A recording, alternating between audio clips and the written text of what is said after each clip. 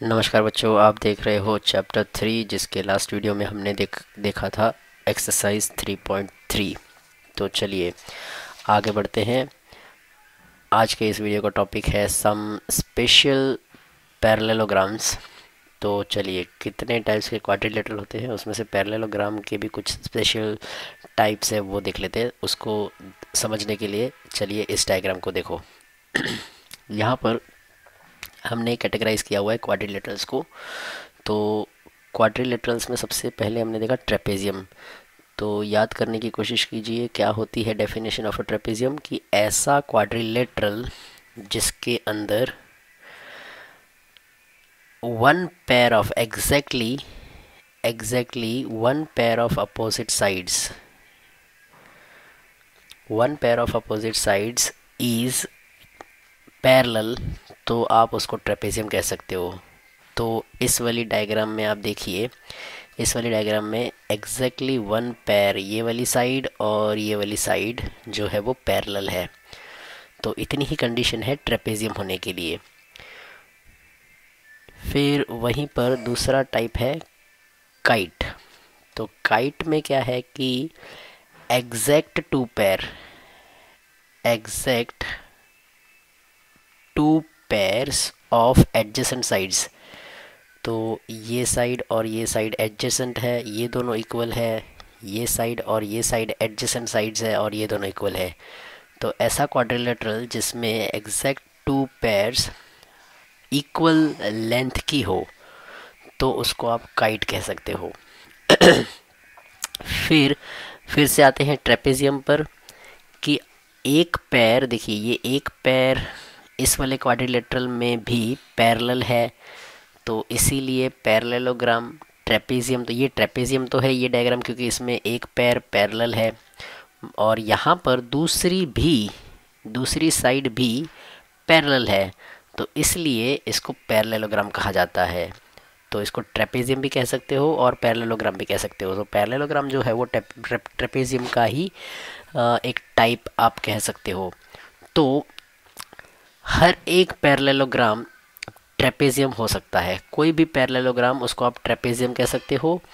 और ऐसे ट्रेपेजियम जिसमें दोनों ही अपोजिट साइड्स अगर पैरेलल है, तो आप उसको पैरेललोग्राम कह सकते हो। तो हर पैरेललोग्राम ट्रेपेजियम है, लेकिन हर ट्रेपेजियम पैरेललोग्राम नहीं है। उनमें से कुछ ट्रेपेजियम पैरेललोग्राम हो सकते हैं जिनमें सिर्फ एक पेयर ऑफ अपोजिट साइड्स नहीं, बल्कि दोनों ही pair of opposite sides parallel हो, तो वो पैरेललोग्राम हो जाएगा।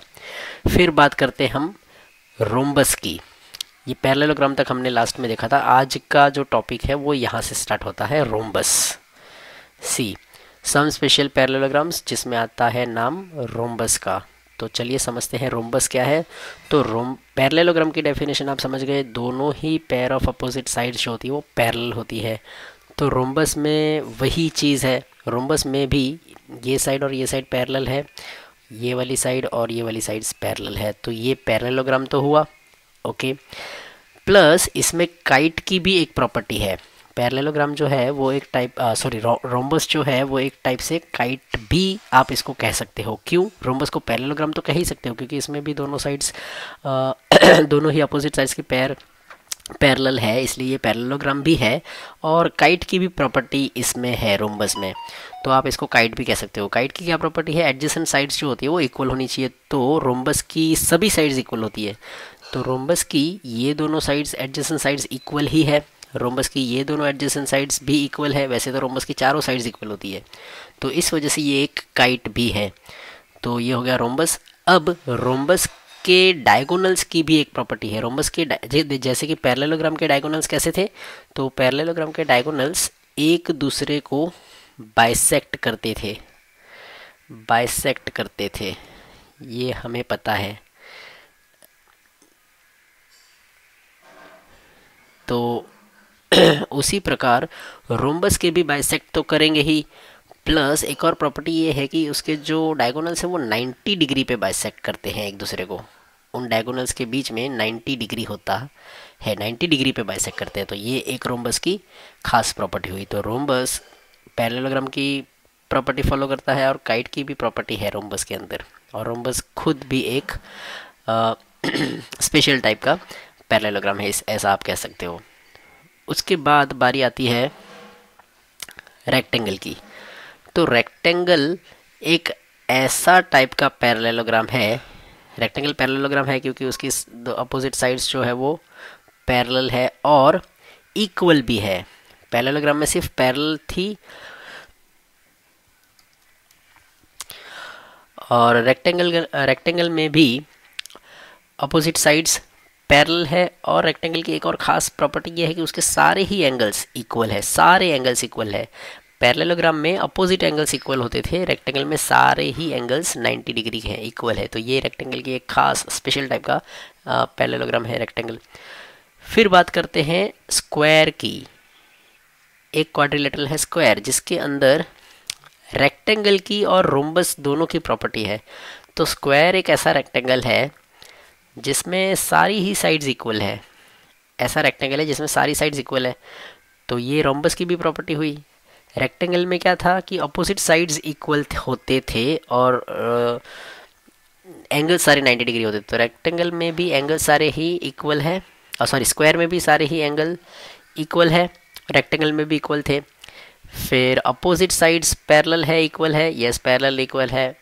प्लस रोम्बस की भी प्रॉपर्टी है कि सारी ही साइड्स इक्वल है, सिर्फ अपोजिट नहीं, सारी ही साइड्स इक्वल है। तो ये हो गया स्क्वायर। और स्क्वायर में डायगोनल की भी क्या प्रॉपर्टी है, जो रोम्बस में हमने देखा था वही यहाँ पर भी है कि डायगोनल जो है वो बाइसेक्ट करते हैं और वो भी 90 डिग्री पे, और दोनों ही डायगोनल इक्वल है। तो ये रेक्टेंगल में भी ऐसा ही है, रेक्टेंगल के दोनों ही डायगोनल इक्वल होते हैं बट सिर्फ 90 डिग्री पे बाइसेक्ट नहीं करते। इक्वल है तो स्क्वायर में इक्वल भी है डायगोनल और 90 डिग्री पे भी है। तो इसके जो डायगोनल्स थे रोम्बस के वो 90 डिग्री पे बाइसेक्ट करते थे, लेकिन रोम्बस में वो इक्वल नहीं थे, जबकि स्क्वायर में वो डायगोनल्स इक्वल भी है, 90 डिग्री पे भी बाइसेक्ट कर रहे हैं। तो इतने टाइप्स के क्वाड्रिलेटरल्स हमें इस चैप्टर में सीखने हैं, इनसे रिलेटेड। अब एग्जाम्पल सॉल्व करते हैं। तो चलिए सबसे पहले रोम्बस से रिलेटेड एग्जाम्पल्स। तो सबसे पहला एग्जाम्पल है एग्जाम्पल नंबर 7। तो इसको समझते हैं। Rice is a rhombus, find x y z, justify और फाइंडिंग्स। तो ये एक रोम्बस है। रोम्बस का मतलब होता है कि जिसकी चारों ही साइड्स इक्वल हो और अपोजिट साइड्स पैरेलल हो। फिर रोम्बस के अंदर हमें फाइंड क्या करना है, एक्स। एक्स मतलब कि FEO, ये है एक्स, OR ये है वाई, एंड RI ये है जेड। तो हमें एक्स वाई जेड की वैल्यू फाइंड करना है। तो एक्स और वाई जो है वो डायगोनल के पार्ट है और जेड जो है वो उस रोम्बस की साइड है। तो चलिए कैसे फाइंड करोगे, तो हमें रोम्बस की प्रॉपर्टी पता होना चाहिए। तो रोम्बस की सारी ही साइड्स जो होती है, सबसे पहली प्रॉपर्टी, रोम्बस की सारी ही साइड्स इक्वल होती है। उसमें से एक साइड दिया हुआ है 13, तो ये जेड भी 13 होगा। तो ये जेड तो मिल गया हमें। चलिए ये जेड 13 है तो ये वाली साइड भी 13 होगी, ये वाली साइड भी 13 होगी, सारी ही साइड्स इक्वल होती है रोम्बस की। तो यहाँ पर हमें साइड्स ढूंढने में कोई प्रॉब्लम नहीं है, हमने फाइंड कर लिए। अब बात करते हैं ये एक्स फाइंड करने की। तो आप ध्यान से देखिए, रोम्बस के जो डायगोनल्स होते थे वो 90 डिग्री पे बाइसेक्ट करते थे। तो इसका मतलब कि ये जो ट्राइंगल है CEO, ये राइट एंगल ट्राइंगल है और ये 90 डिग्री है ना, तो इसलिए ये राइट एंगल ट्राइंगल है। राइट एंगल ट्राइंगल में हाइपोटेनियस दिया हुआ है 13, एक साइड है 12, तो फिर हमें दूसरी साइड फाइंड करनी है। अब आप बताओ कैसे करेंगे, कौन सा थ्योरम यहाँ पर अप्लाई करेंगे ये एक्स फाइंड करने के लिए। यस करेक्ट, आप लोगों को पता है पाइथागोरस थ्योरम। पाइथागोरस थ्योरम कहता है कि किसी राइट एंगल ट्राइंगल के अंदर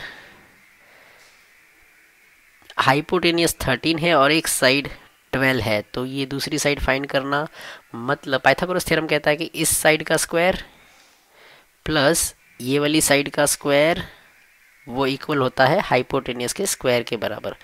तो जैसे ही आप इसको सॉल्व करोगे तो आपको एक्स एक साइड मिल जाएगी। 12 का स्क्वायर होता है 144, एक्स हमें फाइंड करना है तो उसको x square as it is रहने देंगे। 13 का स्क्वायर होता है 169। अब ये 144 को यहाँ ट्रांसपोज करेंगे तो 169 माइनस 144 ये हो जाएगा एक्स स्क्वायर। 169 में से 144 को माइनस करो, क्या आंसर आएगा? 169 में से 144 को हमें माइनस करना है, सो आंसर आएगा 25। तो एक्स स्क्वायर है 25, तो एक्स क्या होगा? 25 किसका स्क्वायर है? 5 का, तो 5 स्क्वायर 25 होता है, तो एक्स की वैल्यू मिली हमें 5। तो ये वाली डायग्राम में एक्स की वैल्यू मिल गई हमें 5। और देखिए हमें ये भी पता था कि रोम्बस के जो डायगोनल्स होते हैं वो बाइसेक्ट करते हैं, जिसमें से ये आधा पार्ट 5 है तो ये पार्ट 5 होगा, तो हमें पाइथागोरस थ्योरम अप्लाई करने की भी ज़रूरत नहीं है। बट हाँ, मैंने ये बता दिया कि पाइथागोरस से भी फाइंड किया जा सकता है। तो ये ऑलरेडी यहाँ पे 5 दिया हुआ है, तो ये भी 5 ही होगा। और यहाँ पर इस वाले डायगोनल का हाफ पार्ट 12 है, तो ये भी 12 होगा, क्योंकि डायगोनल्स जो होते हैं वो बाइसेक्ट करते हैं। तो यहाँ पे पाइथागोरस थ्योरम अप्लाई करने की ज़रूरत नहीं है, बट हाँ अगर ज़रूरत पड़े कभी तो आप वो भी कर सकते हो। ओके चलो, तो उसके बाद हम लोग देखते हैं रेक्टेंगल से रिलेटेड एक एग्जाम्पल। ये रहा एग्जाम्पल नंबर 8, जो कि है रेक्टेंगल से related. Rent is a rectangle, its diagonal meet at O, find x, O R is equal to 2x। O R, ये वाला जो रेक्टेंगल के जो दोनों ही डायगोनल्स होते हैं वो कैसे होते हैं? इक्वल होते हैं। तो ये 2x प्लस 4 है, तो ये वाला पार्ट भी 2x प्लस 4 होगा। और ये 3x प्लस 1 है, तो ये वाला भी 3x प्लस 1 होगा, ये वाला पार्ट भी। और दोनों ही डायगोनल्स इक्वल होते हैं। हमें फाइंड क्या करना है? फाइंड x, तो इसमें जो x है वो फाइंड करना है। तो देखो रेक्टेंगल के दोनों ही डायगोनल्स इक्वल होते हैं, तो ये डायगोनल्स जो है डायगोनल के हाफ पार्ट्स भी इक्वल होंगे। अगर पूरे के पूरे डायगोनल्स इक्वल है तो उसके हाफ पार्ट, ये हाफ पार्ट हुआ, ये हाफ पार्ट हुआ।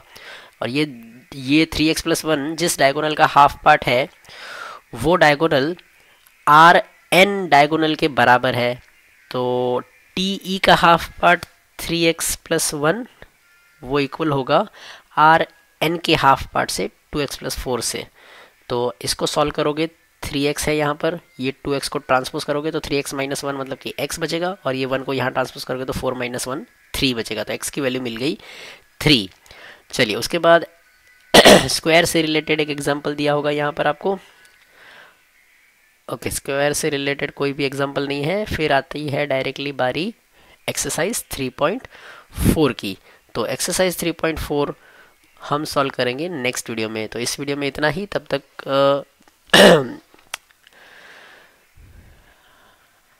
आप फिर से इस डायग्राम को नोट डाउन कर लीजिए अपनी नोटबुक में, और इनकी प्रॉपर्टीज़ को अच्छे से याद कर लीजिए,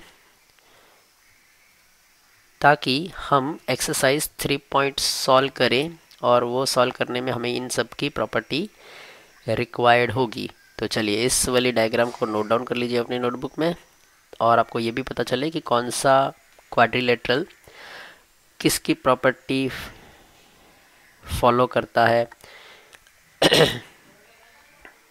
किसका सब टाइप है, कौन सा क्वाड्रिलेटरल किस क्वाड्रिलेटरल का सब टाइप है, ये भी आप